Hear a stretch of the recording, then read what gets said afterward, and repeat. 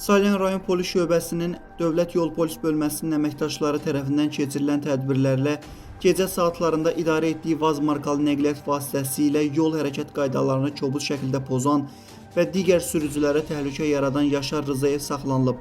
Yol patrul xidmətinin əməkdaşları tərəfindən sürücü barəsində tədbir görülüb və toplanmış materiallara hüquqi qiymət verilməsi üçün məhkəməyə göndərilib. Məhkəmənin qərarı ilə o 15 sutka inzibati qaydada həbs edilib.